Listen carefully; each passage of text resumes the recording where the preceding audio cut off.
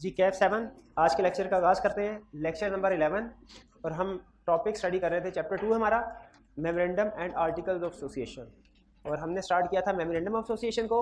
One by one memorandum of association की जितने भी क्लासेस हैं उनको हम डिटेल में स्टडी करेंगे। कल हमने जो क्लास स्टडी की थी मेमोरेंडम की, वो कौन सी क्लास थी? Name class. आज हम स्टडी करने जा रहे कल नेम क्लास खुदा का खौफ करें। कल तो क्लासेस हमने जनरल स्टडी किए थे, नेम क्लास तो आज डिस्कस करनी है। आज प्रीवियस लेक्चर में से कोई क्वेश्चन पूछना चाहते हो तो पूछ लीजिए, फिर इसके बाद हम क्वेश्चन की तरफ चलिए। लर्निंग ऑब्जेक्टिव पॉइंट जी जी। अच्छा, इनका क्वेश्चन ये है कि ऑथोराइज्ड शेयर कैपिटल क्लास में मेंबर्स ने बताना होता है कि हम इतना इतना शेयर लेंगे। असल में ऑथोराइज्ड शेयर कैपिटल क्लास में सिर्फ हमने शेयर कैपिटल कंपनी के बताने होते हैं। जो प्रोमोटर्स ने एग्री किया होता है ना कि हम कितने शेयर लेंगे, वो नीचे सब्सक्रिप्शन क्लास में है।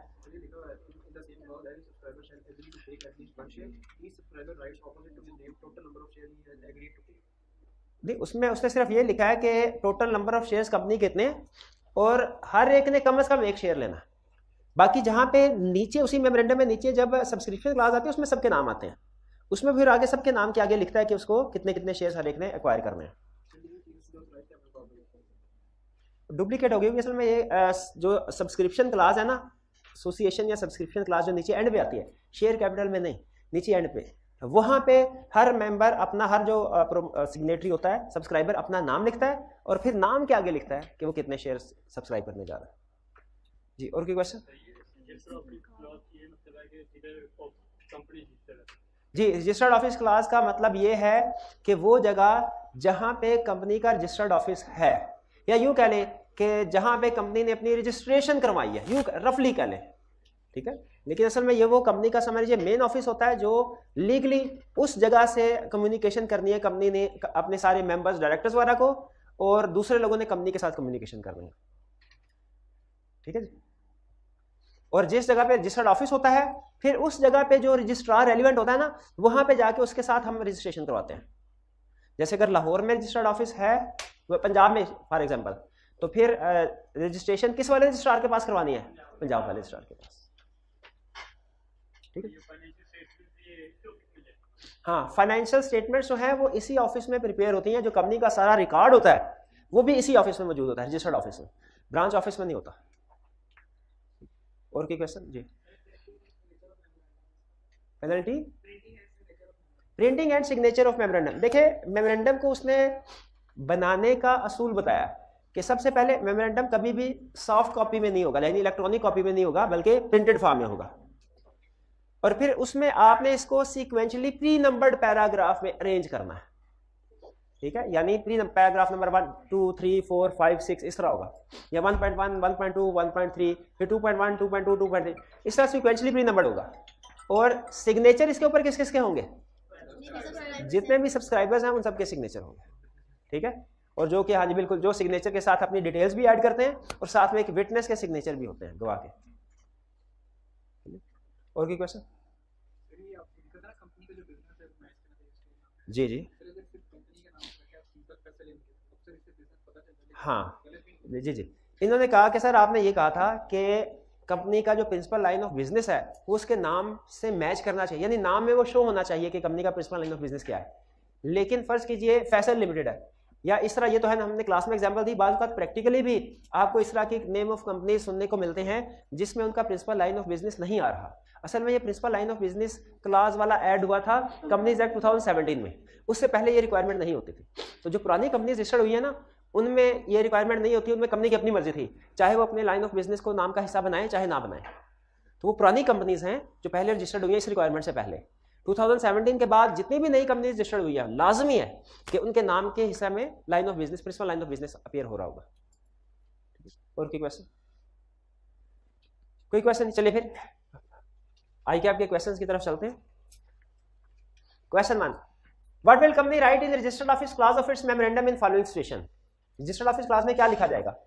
If the company proposes to have a registered office in Lahore, अच्छा शाबाश। B, if the company proposes to have a registered office in Islamabad, Islamabad province का नाम लिखा जाएगा, वरना part of Pakistan which is not part of any province। ये clear question? Question 2. A proposed company's principal line of business is manufacture and sale of textile products.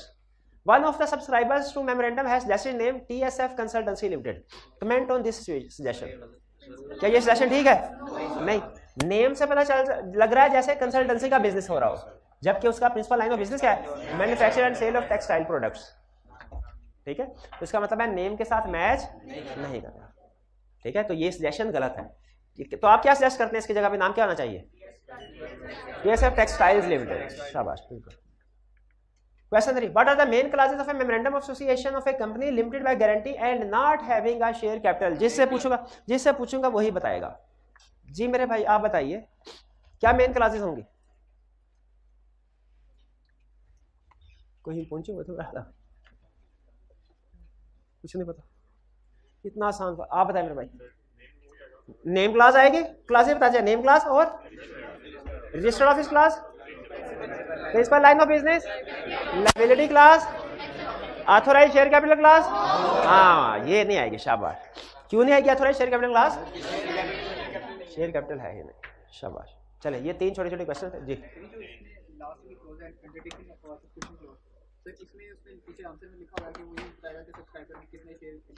हाँ जी, हाँ, जो subscription class है एंड पे उसने ये लिखा हुआ है कि उसमें हर सब्सक्राइबर, मेमोरेंडम की जो लास्ट क्लास है उसमें हर सब्सक्राइबर बताएगा कि वो कितने शेयर्स को अंडरटेक करता है, कि वो कितने शेयर्स बाय करेगा, लेगा। तो भी तो कंपनी रजिस्टर्ड ही नहीं हुई। ठीक है, जिस वक्त मेमोरेंडम बन रहा है कंपनी रजिस्टर्ड, उसके शेयर्स ही नहीं है। ठीक है, लेकिन नोट कीजिए वो कह रहे हैं कि वो अंडरटेकिंग दे रहा है कि मैं इतने शेयर्स खरीदूंगा जब कंपनी इनकॉर्पोरेट हो जाएगी। इस वक्त जो सब्सक्राइबर्स हैं वो शेयर खरीद नहीं रहे, अंडरटेकिंग दे रहे हैं कि हम इतने शेयर्स खरीदेंगे। और इसी चैप्टर के एंड में हम एक जगह पे पढ़ेंगे कि जब कंपनी रजिस्टर हो जाती है तो फिर इन सब्सक्राइबर्स की, जो मेंबर बन गए, इनकी जिम्मेदारी है कि 30 दिन के अंदर अंदर जो इन्होंने अंडरटेकिंग दी थी ना कि हम शेयर खरीदेंगे, वो पैसे जमा कराएं और शेयर ताकि इनको इशू किया जाए।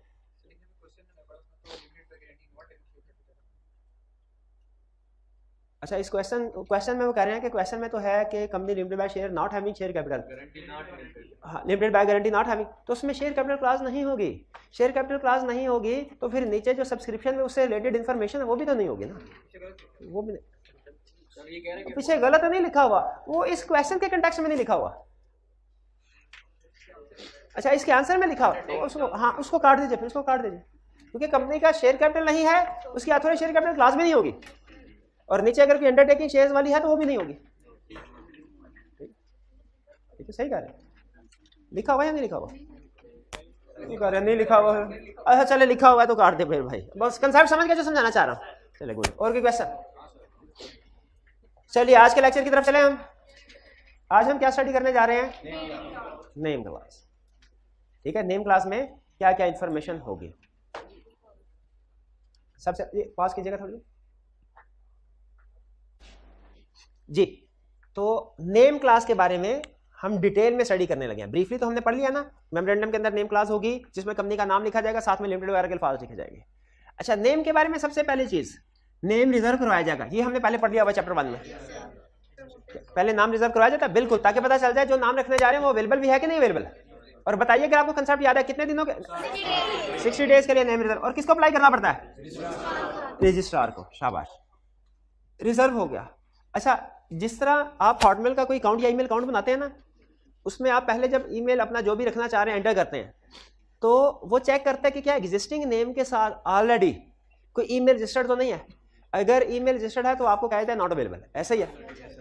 उसी तरह SECP ने भी एक प्रैक्टिस एस्टेब्लिश की है कि कुछ नेम ऐसे हैं जो कि कंपनी को अलॉट नहीं किए जा सकते। ठीक है, वो कुछ ऐसे अल्फाज हैं जो कंपनी के नाम का हिस्सा कभी भी नहीं बन सकते। तो SECP ने एक सर्विस इंट्रोड्यूस कराई है, उसकी वेबसाइट पे जाएं। तो जिस तरह आप हॉटमेल के लिए आप अपना प्रपोज्ड एड्रेस टाइप करते हैं, बताते हैं अवेलेबल है कि नहीं, उसी तरह आप propose name of company type करें, वो आपको बता देगा कि ये नाम अवेलेबल है कि नहीं। अगर वहां पे अवेलेबल है तो आप उसकी रिजर्वेशन करवा सकते हैं उसके बाद।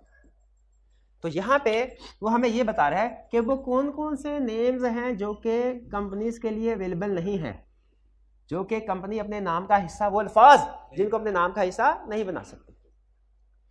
ईमेल वगैरह के लिए मेरा एक रिस्ट्रिक्शन होती है कि एग्जिस्टिंग कोई नहीं होना चाहिए, बाकी इसके अलावा कोई भी एड्रेस रख सकते हैं, ऐसा ही है ना? हाँ, लेकिन कंपनी नेम के केस में सिमिलर नहीं होना चाहिए, इसके अलावा भी कुछ पाबंदी है। क्या? सबसे पहला आइडेंटिकल नेम के साथ कंपनी रजिस्टर्ड नहीं हो सकती। अगर ऑलरेडी किसी एक नेम के साथ कंपनी को रजिस्टर्ड है, उसी नाम के साथ दोबारा कोई और कंपनी रजिस्टर्ड नहीं हो सकती। ये बड़ी कॉमन सेंस की और आसानी से समझ आने वाली बात है। एक नाम की दो कंपनियां तो नहीं होनी चाहिए, एक नाम के दो नेचुरल पर्सन हो सकते हैं, दो आर्टिफिशियल पर्सन नहीं हो सकते। फिर इनएप्रोप्रिएट, डिसेप्टिव या अनडिजायरेबल, नाम ऐसा नहीं होना चाहिए जो गैर मुनासिब हो, डिसेप्टिव जिससे धोखाधड़ी की इंडिकेशन मिल रही हो, या अनडिजायरेबल जो कि नाखुश करने वाला हो। हाँ, कुछ इस तरह का ये असल में इनएप्रोप्रिएट डिसेप्टिव नेम नहीं होना चाहिए। लेकिन कौन सा नाम इनएप्रोप्रिएट है, कौन सा नाम डिसेप्टिव है, कौन सा अनडिजायरेबल है, ये डिसीजन किसने करना है भला? रजिस्ट्रार ने। फिर नाम ऐसा नहीं होना चाहिए जो लोगों की रिलीजियस फीलिंग्स को ऑफेंड करे, हार्म करे, हर्ट करे। लोगों के मजहबी जज्बात को मजरूह करने वाला नाम किसी कंपनी का नहीं होना चाहिए। ठीक। कंटेन्स प्रोहिबिटेड, ये इन दोनों कैटेगरी में यूं समझ लीजिए, वो ये कह रहा है कि भाई कंपनी के नाम में कोई गालम गलोच वाला लफ्ज नहीं आना चाहिए, मिलता जो ये दोनों का तकरीबन एक ही नहीं है। फिर इसके बाद कंटेन्स प्रोहिबिटेड वर्ड, ऐसे नाम, ऐसे अल्फाज नाम का हिस्सा नहीं होना चाहिए जो एससीसीपी ने प्रोहिबिट कर दिया, या कंपनी के नाम में ऐसे अल्फाज नहीं होने चाहिए जो कि रिस्ट्रिक्ट कर दिया। अच्छा, प्रोहिबिट में और रिस्ट्रिक्ट में फर्क पता है आपको? प्रोहिबिट का मतलब क्या है? जो कभी भी अलाउ नहीं किए जाएंगे, किसी को भी अलाउ नहीं किए जाएंगे। रिस्ट्रिक्ट का मतलब क्या है? जो कमीशन से अप्रूवल ले लेंगे फिर इसकी इजाजत है, वरना इसकी इजाजत नहीं है। अच्छा, प्रोहिबिटेड वर्ड की भी लिस्ट लॉ ने दी हुई है, रिस्ट्रिक्टेड वर्ड्स की लिस्ट भी लॉ ने दी हुई है। प्रोहिबिटेड वर्ड्स की लिस्ट हमारे सिलेबस में नहीं है, एससीसीपी की वेबसाइट पे अवेलेबल है, हमारे सिलेबस में नहीं है। लेकिन रिस्ट्रिक्टेड वर्ड्स कौन कौन से हैं ये हमारे सिलेबस में है और लिस्ट भी मौजूद है। अभी हम थोड़ी देर के बाद इसके ऊपर डिस्कशन करेंगे कि रिस्ट्रिक्टेड वर्ड्स कौन, यानी वो कौन कौन से अल्फाज हैं जो कि नाम का हिस्सा बनाने के लिए कमीशन से इजाजत लेनी पड़ेगी। तो बेसिकली कंपनी का नाम सेलेक्ट करते हुए किन चीजों का ध्यान रखना है? पहला, सिमिलर नेम नहीं होना चाहिए। दूसरा, डिसेप्टिव और डिजायरेबल नहीं होना चाहिए। रिलीजियस फीलिंग्स को ऑफेंड नहीं करना चाहिए। प्रोहिबिटेड नहीं होना चाहिए। रिस्ट्रिक्टेड नहीं होना चाहिए। ये 5 पॉइंट आपने ध्यान में रखने हैं। अब हम बात करेंगे रिस्ट्रिक्टेड के ऊपर। अच्छा, इसका एक जनरल अप्रोच सुन लीजिए, जनरल रीजन कि क्यों ये कुछ अल्फाज ऐसे क्रिएट किए गए हैं जो रिस्ट्रिक्टेड है। असल में कुछ लोग ऐसे होते हैं या कुछ ऑर्गेनाइजेशन ऐसी होती हैं जो ज्यादा फेमस होती हैं, और लोगों की कोशिश होती है कि इनके साथ अपनी कंपनी की एसोसिएशन शो करवाएं, क्योंकि जो बड़े बड़े मशहूर नाम हैं इनका नाम अगर हमारी कंपनी के नाम के साथ जुड़ जाए, जैसे यूएसए का प्रेसिडेंट, ठीक है, जैसे यूके का प्राइम मिनिस्टर फॉर एग्जांपल, या जैसे पाकिस्तान का प्रेसिडेंट प्राइम मिनिस्टर करंट या पास्ट, तो लोग ये चाहते हैं कि अगर इनका नाम हमारी कंपनी के नाम के साथ जुड़ जाए तो लोगों को ये महसूस होगा, आम आवाम को, कि शायद ये भी हमारी कंपनी के कोई प्रमोटर, डायरेक्टर, मेंबर्स वगैरह है, सपोर्टर हैं, तो वो हमारी कंपनी में इन्वेस्टमेंट ज़्यादा करेंगे, जो कि इनफैक्ट गलत पिक्चर होगी। इसीलिए लॉ ने ये कहा कि ऐसे अल्फाज, ये आगे एग्जाम्पल्स बढ़ेंगे, लेकिन मेन कंसेप्ट क्या है, ऐसे अल्फाज जो किसी भी फेमस नेशनल या इंटरनेशनल लेवल पे किसी फेमस ऑर्गेनाइजेशन या पर्सनालिटी के साथ एफिलिएशन को शो कर रहे हों, ऐसा नाम आप कंपनी के नाम में नहीं रख सकते। लेकिन यहाँ पे फिर एक क्वेश्चन पैदा हुआ, उन्हें तो प्रोहिबिट कर देना चाहिए था, उन्हें रिस्ट्रिक्ट क्यों किया? रिस्ट्रिक्ट इसलिए किया कि मे भी वो लोग खुद कंपनी बनाना चाहे, तो कम से कम उनको तो इजाजत मिल जानी चाहिए ना। जैसे आसिफ जरदारी साहब हेड ऑफ द गवर्नमेंट रहे हैं ना, वो अगर खुद की कंपनी बनाना चाहे, जरदारी एड कंपनी लिमिटेड फॉर एग्जांपल, तो क्या उनको इजाजत मिल जानी चाहिए? उनको मिल जानी चाहिए। लेकिन आम बंदे को जोड़ के गए कि जी मैं इस नाम के साथ, तो एफिलिएशन जो हो रही है ना, कमीशन अलाउ नहीं करेगा। नाम समझ आ गई कि कौन कौन से नेम, कंपनी का नाम सेलेक्ट करते हुए हमने कौन कौन सी चीजों का ध्यान रखना है। क्लियर हो गया? चलिए अब सुन लें कि रिस्ट्रिक्टेड में कौन कौन से अल्फाज आते हैं। वो कहता है names which require prior approval of commission, यानी इन रिस्ट्रिक्टेड अल्फाज के बारे में कह रहा है। वो कौन कौन से नाम है, नेम्स है जिनके लिए अप्रूवल की जरूरत है। कह रहा है approval of commission is required if proposed name of company contain words suggesting, अगर जिस कंपनी का नाम प्रपोज किया जा रहा है उसके नाम में ये अल्फाज हैं तो कमीशन की अप्रूवल की जरूरत है। अब नाम मैं बताऊंगा, ये प्रीवियस रीजनिंग आप बताएंगे। पैट्रनेज, पैट्रनेज का मतलब क्या होता है? सरपरस्ती। Patronage of head of the state whether past or present, whether Pakistani or foreign. क्या कह रहा है इसमें कि किसी भी मुल्क का हेड ऑफ द स्टेट, वजीर आजम, सदर वगैरह, चाहे वो प्रेजेंट हो, चाहे पास्ट हो, चाहे पाकिस्तान का हो, किसी दूसरे में, उसके नाम का उसका नाम कंपनी के नाम का हिस्सा नहीं बन सकता जब तक कमीशन इजाजत ना दे। पहली चीज समझ आती है? जी जी जी नहीं, ये असल में उनकी जजमेंट है। यहाँ पे हेड ऑफ द स्टेट में वो प्राइम मिनिस्टर को, मतलब जो भी उसको गवर्न कर रहे हैं। कनेक्शन विद फेडरल गवर्नमेंट और प्रोविंशियल गवर्नमेंट और एनी डिपार्टमेंट, अथॉरिटी और statutory body of such government. देखिए, अब वो कह रहे हैं ये सिर्फ फेडरल गवर्नमेंट नहीं बल्कि प्रोविंशियल गवर्नमेंट या उसके किसी इदारे के साथ ऐसी एसोसिएशन शो करवाते हैं तो वो भी नाम, जैसे हम अगर अपनी कंपनी का नाम रखना चाहे ISI लिमिटेड, फौजी कॉर्पोरेशन, एसी मैन्युफैक्चरर, फौजी से, हाँ, वीगो प्राइवेट लिमिटेड तो इस तरह के देखिए कोई भी ऐसा नाम, जैसे अथॉरिटी, इसमें बाद का वर्ड आता है अथॉरिटी। वर्ड अथॉरिटी आप किसी कंपनी के नाम का हिस्सा नहीं बना सकते, इसलिए कि ये गवर्नमेंट अथॉरिटी को शो कर रहा है। ये गवर्नमेंट अथॉरिटी को शो कर रहा होता है कि जैसे गवर्नमेंट ने ये इदारा बनाया, क्योंकि गवर्नमेंट नॉर्मली जो इदारे बनाती है ना उसके नाम में वर्ड अथॉरिटी आता है, ठीक है। जैसे वापडा, water and power development authority, authority का वर्ड हमें क्या बता रहा है? गवर्नमेंट। इसी तरह सम नेशनल का वर्ड जो होता है ये भी ये इंडिकेशन दे रहा होता है कि इसके पैटर्नेज में गवर्नमेंट है, तो ये नेशनल या अथॉरिटी के अल्फाज कंपनी के नाम का हिस्सा नहीं होने चाहिए। फिर any connection with any corporation set up by और अंडर एनी फेडरल और प्रोविंशियल लॉ, फेडरल या प्रोविंशियल लॉ जो कि फेडरल गवर्नमेंट या प्रोविंशियल गवर्नमेंट ने ही लॉ इंट्रोड्यूस करवाए होंगे, उनके अंडर अगर कोई अथॉरिटी बनती है, कोई ऑर्गेनाइजेशन बनती है, उसके कॉर्पोरेशन बनती है, उसके साथ भी एफिलिएशन शो नहीं की जा सकती। पैटर्नेज और कनेक्शन विद फॉरेन गवर्नमेंट और इंटरनेशनल ऑर्गेनाइजेशन, अपनी कोई ऐसी कंपनी जिसके नाम के साथ वर्ल्ड बैंक लिख दें, ठीक है, यूनिसेफ लिख दें, ठीक है, इस तरह के नाम जो कि इंटरनेशनल ऑर्गेनाइजेशन है, उसकी इजाजत नहीं मिलेगी। इस्टेब्लिशिंग ए मुदारबा management company or to float a मुदारबा, ये रटे वाला पॉइंट है, मुदारबा वाला। ये हमारे सिलेबस में नहीं है, इसलिए मुदारबा क्या है, ये क्या काम करते हैं, ये मैं आपको एक्सप्लेन नहीं कर रहा, आपने इसको समझने की कोशिश भी नहीं करनी। फिर any other business requiring a licence from government, हर कोई ऐसा बिजनेस जिसके लिए लाइसेंस, तो जाहिर है लाइसेंस की जरूरत है, तो जब लाइसेंस ले रहे होंगे तो नाम की अप्रूवल भी तो साथ ही लेंगे। तो ये कुछ नेम है। अच्छा, इन शॉर्ट वैसे तो आप ये सारे नाम याद कर लेंगे, लेकिन अगर मैं आपसे पूछूं कि मेन कंसेप्ट बताइए कि मेन कंसेप्ट क्या है वर्ड्स को रिस्ट्रिक्ट करने के पीछे, कि कमीशन ने कौन कौन से ऐसे अल्फाज हैं जो रिस्ट्रिक्ट किया, क्यों किया कमीशन ने, तो आप क्या बताएं? ताकि किसी भी हेड ऑफ द स्टेट के साथ एफिलिएशन ना शो हो सके, या इंटरनेशनल ऑर्गेनाइजेशन या गवर्नमेंट के साथ एफिलिएशन शो ना हो, या गवर्नमेंट या इसके किसी इदारे के साथ एफिलिएशन शो ना हो। मेन कंसेप्ट ये है। तो आप क्या समझते हैं, एग्री करते हैं कि कमीशन को ये प्रोविजन ऐड करनी चाहिए थी, हर नाम हर वर्ड ऐड करने की इजाजत नहीं देनी चाहिए। क्लियर हो गया ये? तो हमें पता चल गया नाम रखने के लिए किन चीजों को का ध्यान रखना है। एग्जाम में दो तरह से क्वेश्चन पूछ सकता है। पहला क्वेश्चन आपसे ये पूछ सकता है, बताइए कौन कौन से मैटर कंसीडर करेंगे while selecting name of A company, सारा लिखना है आपने।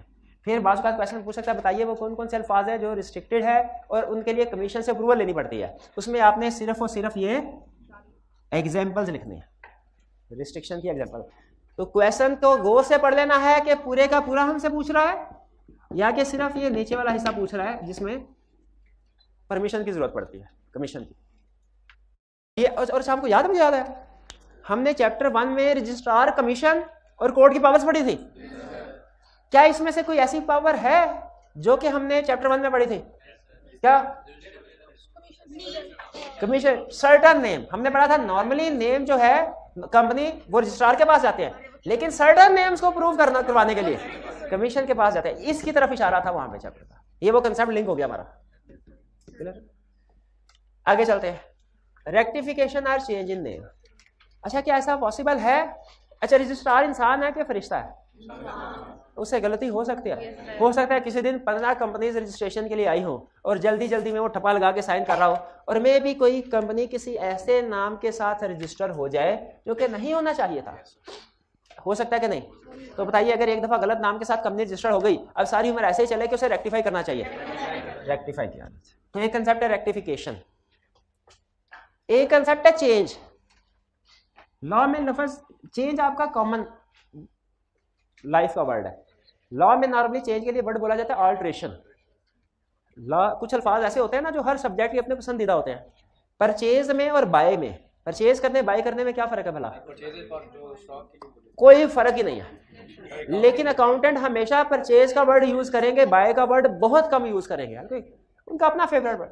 उसी तरह कुछ अल्फाज ऐसे, जैसे लॉ में भी इसी तरह, लॉ चेंज में और अल्ट्रेशन में कुछ फर्क नहीं है, लेकिन अक्सर लॉ में जब आप पढ़ रहे होंगे ना तो वो वर्ड चेंज नहीं यूज करेगा, अल्ट्रेशन का वर्ड यूज करेगा। तो बहरहाल चेंज करे या अल्ट्रेशन का वर्ड यूज करे, दोनों का मतलब एक ही है।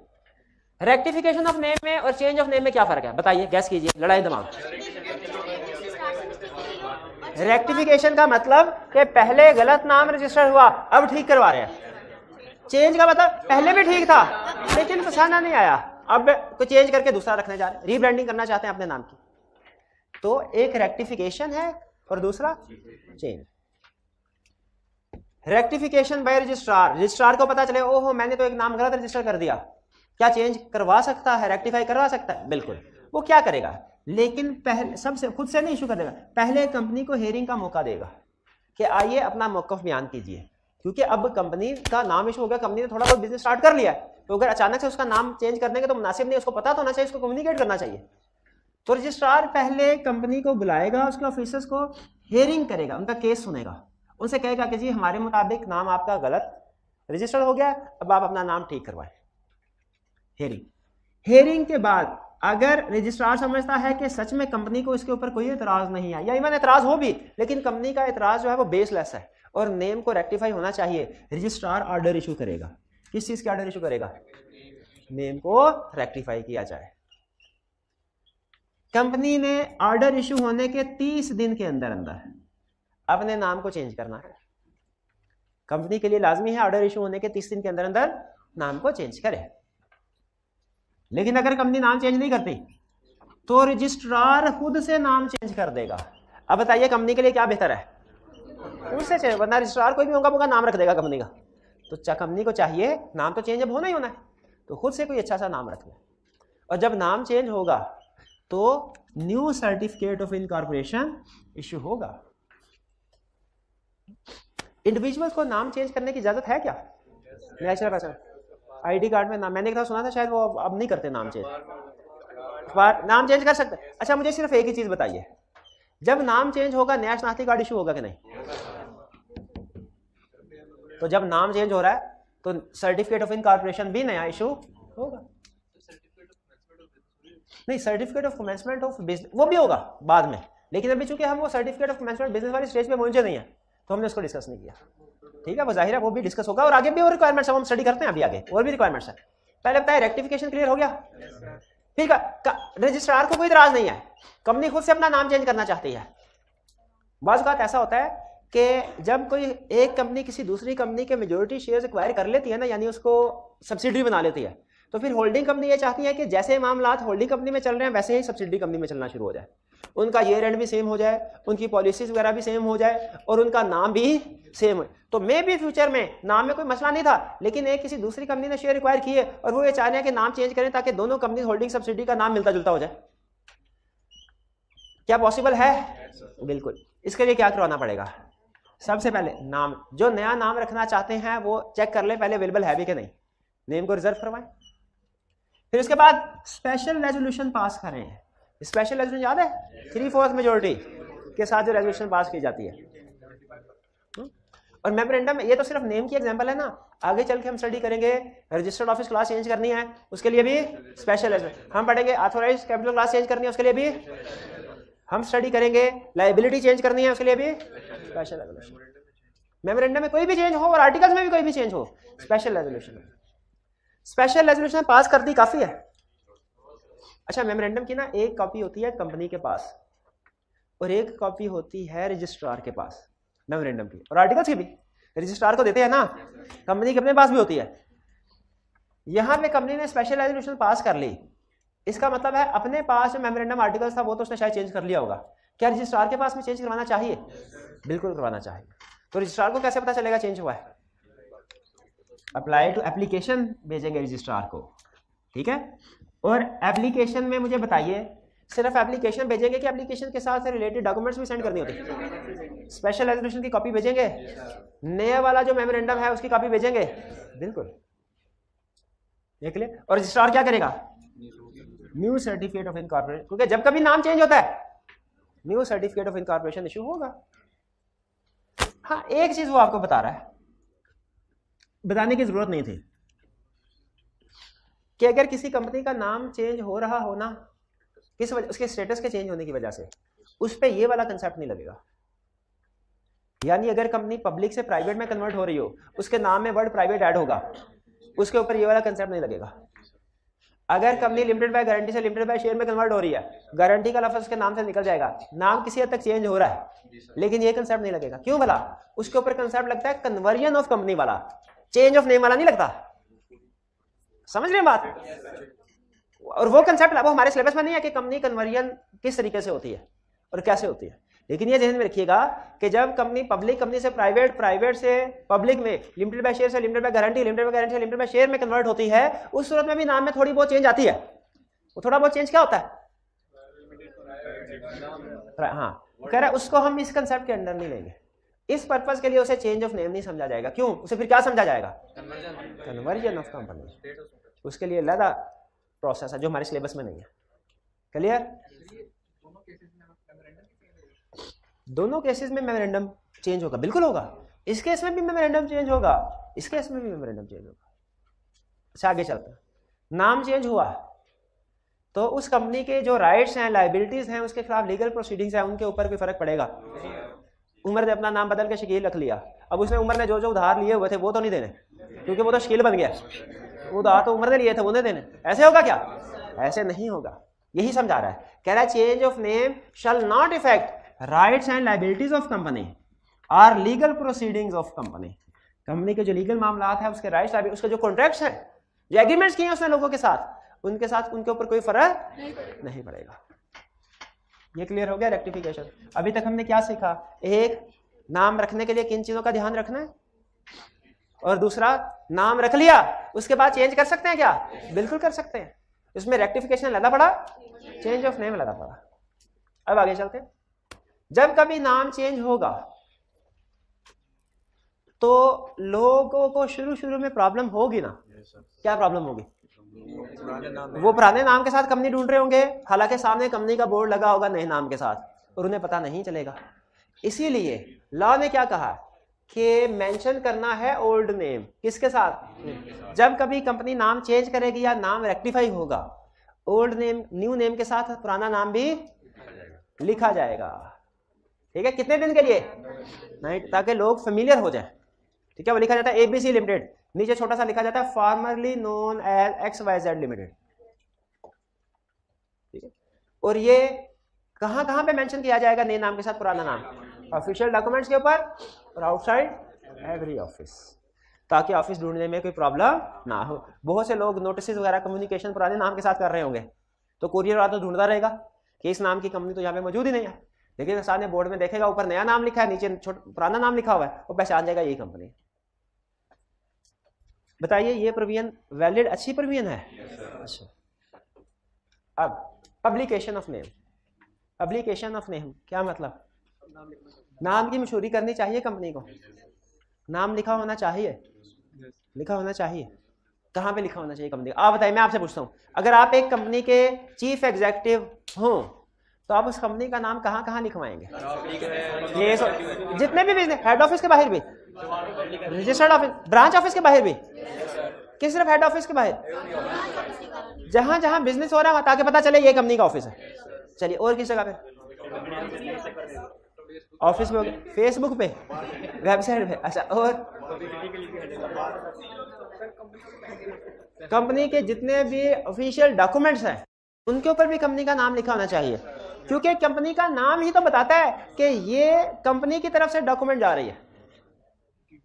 यही हमें बता रहा है। कह रहा है क्या लिखना है? नाम और इनकॉर्पोरेशन नंबर, उर्दू और इंग्लिश में।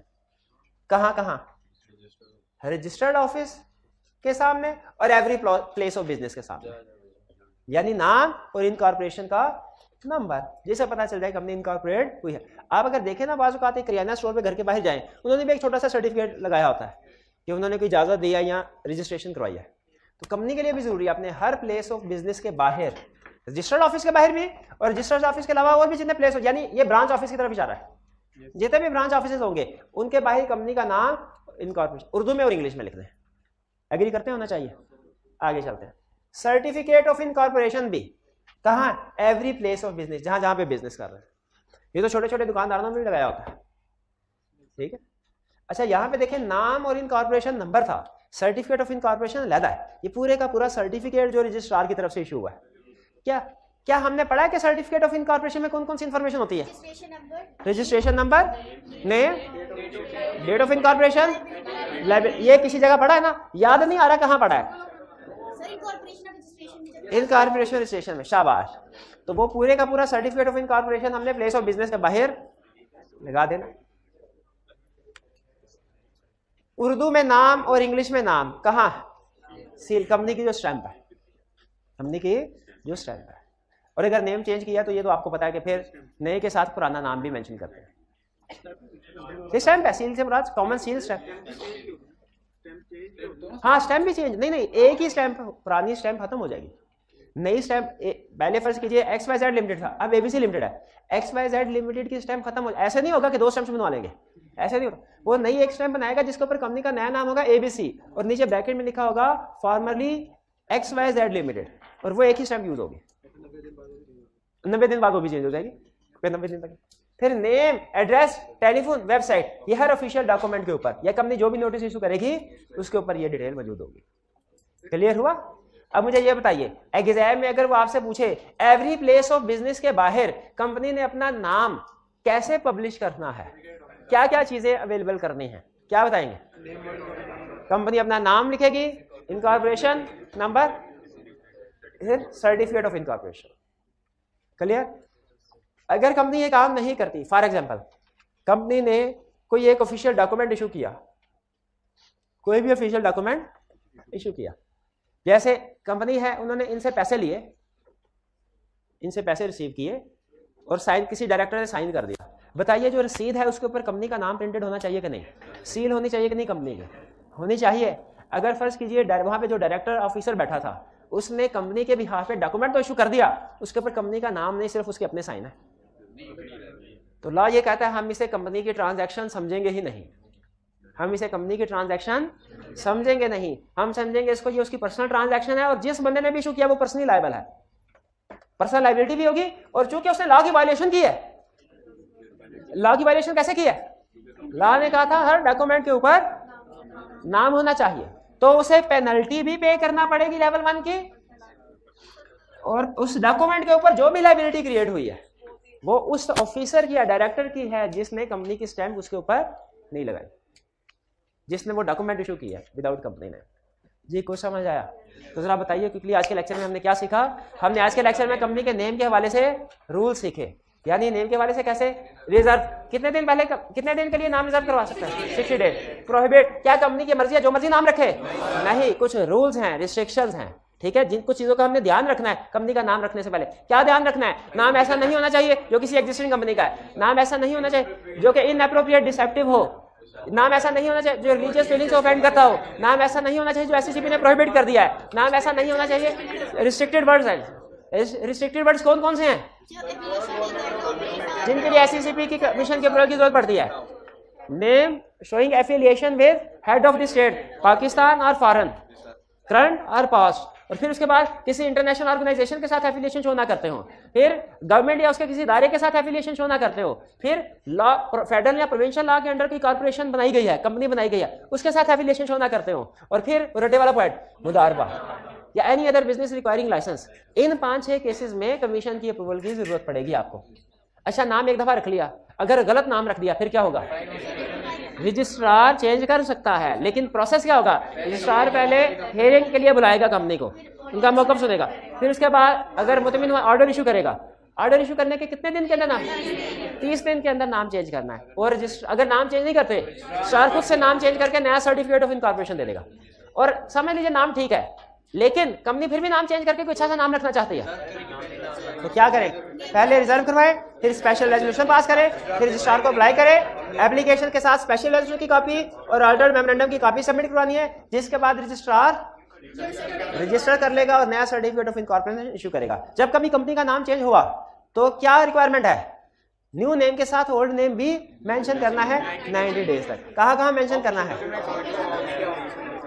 एवरी प्लेस ऑफ बिजनेस के बाहर। और ये चेंज ऑफ नेम कंपनी के राइट्स एंड लाइबिलिटीज और लीगल प्रोसीडिंग को इफेक्ट नहीं करेगा। फिर इसके बाद पब्लिकेशन, क्या क्या पब्लिश करना है और किस किस जगह करना है, नेम उर्दू और इंग्लिश में और इनकॉर्पोरेशन नंबर, रजिस्टर्ड ऑफिस के बाहर every place of business, certificate of incorporation every place of business, name in Urdu and English seal के ऊपर, और नेम, एड्रेस, टेलीफोन और वेबसाइट ऑफिशियल डॉक्यूमेंट या नोटिस। क्लियर? इसका मतलब है अगर आप घर बैठे हैं, आपको कंपनी की तरफ से डिविडेंड का नोटिस मिला, अब इधर नहीं देखना आपने, डिविडेंड का नोटिस मिला, उसमें आपका नाम होगा, डिविडेंड का रेट वगैरह होगा, कंपनी के बारे में क्या क्या इंफॉर्मेशन होगी, इनकॉर्पोरेशन नंबर होगा, इनकॉर्पोरेशन नंबर होगा नहीं, और क्या क्या होगा, कंपनी का नाम होगा, एड्रेस होगा, टेलीफोन नंबर होगा, वेबसाइट। अगर आप देखें ना तो नॉर्मली नोटिस के नीचे एंड पे जाके आई कैप का कोई भी नोटिस देख लीजिएगा, उसके नीचे एंड पे आपको ये सारी इन्फॉर्मेशन मिल जाएगी।